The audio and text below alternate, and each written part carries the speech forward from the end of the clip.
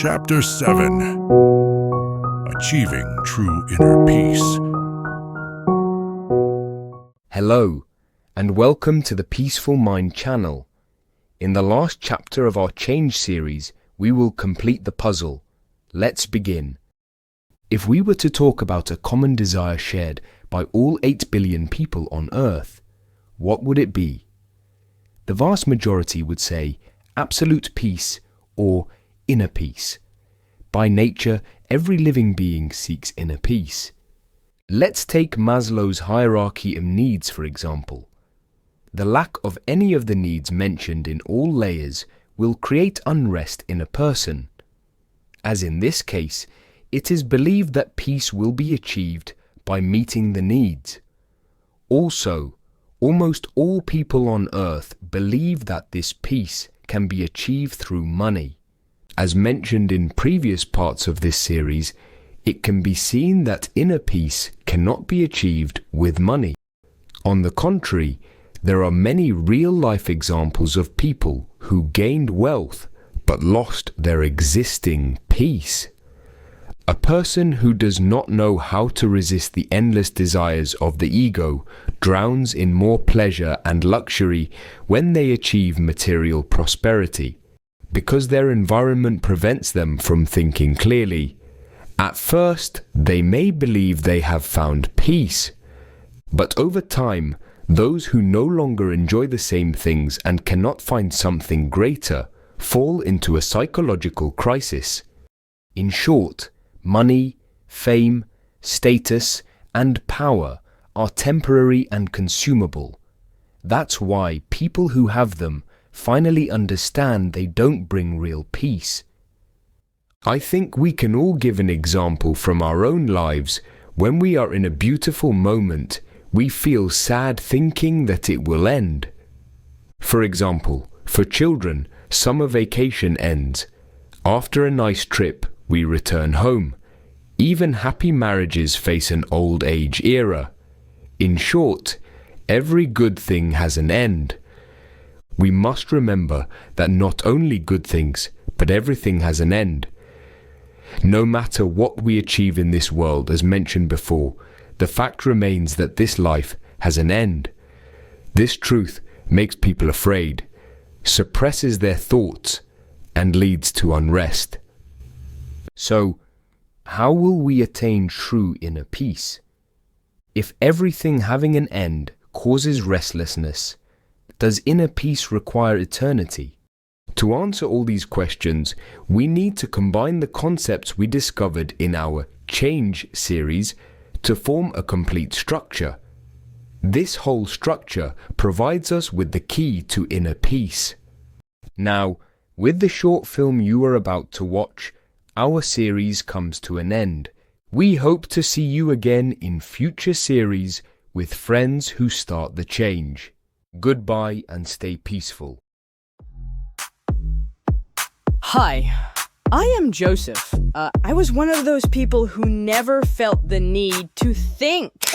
I was in a good mood with a world of things that were readily available to me. But today is a different day. I see that things are starting to change. The reason was just one word that was running through my mind. Why? For the first time, I started to question some of my routines. After that, I noticed that amusements and distractions are trying to surround me like shadow tendrils. But why do they always target my head? I understood that someone or something doesn't want me to truly see, hear, or think. I finally discovered the owner of these shadows. The whispering Satan and my own ego helping him inside me. I decided to fight them to free my mind. As I continue this war, my mind and thinking get clearer with time. I start to look at the sky, nature, and beauty around me that I never noticed before. During this period, I read nature and, of course, books. Everywhere it was written that we live in a finely tuned universe with a magnificent order full of mysteries. There is a magnificent cosmos in which I occupy less space than a speck of dust. Whoa. Through my own eyes, I began to see that I live within a masterpiece of mathematics and art. An idea began to take root in my mind. If I can't convince anyone that even this car made itself, how could I believe that this vast, ordered universe came into existence without a designer? Now I begin to wonder, who is the founder and owner of this order? I now believe we are not lordless in the universe, and this thought opens my mind, helping me discover the traits that distinguish me from other living beings. What we have is not just an advanced version of intelligence. This deep mind must have a duty. That means I must have a purpose and a mission. I cannot live and die for nothing. But is it just the mind? I realized we also have emotions, and so I started another search. I discovered that we have a treasure called the heart. I am learning that I can truly live as a human by letting my heart and mind work in harmony. I thought I had made it now. But seems like it won't be that easy. There is a constant battle within me. I am now aware of the lifelong struggle between the fronts of mind and heart against the ego and Satan, as well as the fact that I am the ultimate decision maker. Now, the issue is, how do I decide? What is the reference that defines right and wrong? How will I find out what this knowledge is? This time, I feel stuck. Right at this moment, the reality of death begins to occupy my mind. The fact that everything has an end, that all beauty fades away, frightens me. Am I going back to the beginning? Will I get lost again? Then I heard a conversation that paused my fears. My boy, people fear what they do not know. Always try to learn. By thinking about the universe and the existence of the Creator, I have found something. But how can I discover more with only my mind? I liken this world to a stage. Each person plays their role and exits when their time comes. If there is a real stage, then the players must have been given the rules and their roles. So there must be a message from the Creator telling us what to do and what not to do. Then my goal should be to find out what this message is. I see you are here because of your fears and worries, young man. The only way to attain the inner peace you seek is to obey the Lord of all worlds. The Almighty Creator has defined what we must do and what we must avoid. After fulfilling what is asked of us, you will realize that the death you fear is nothing to be afraid of. For thousands of years, people have been born and died. There is no cure for immortality.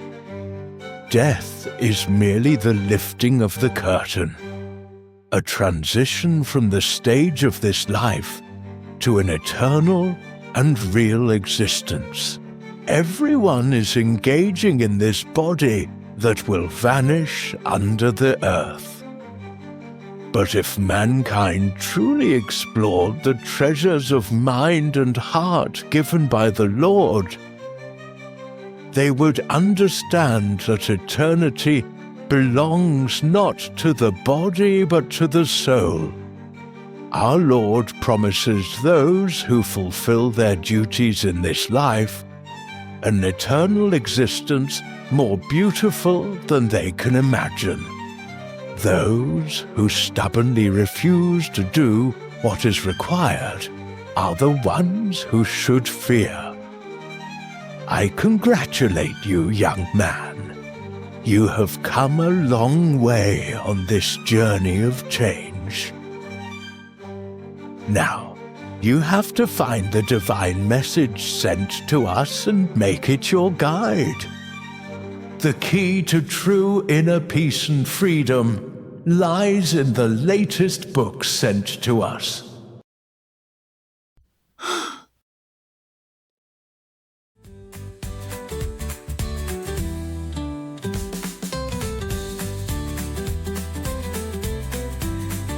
I want the book of the divine message.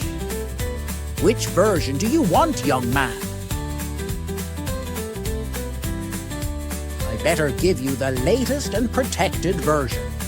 From now on, this divine guide will lead my life. The journey of change is complete. Now the construction phase begins.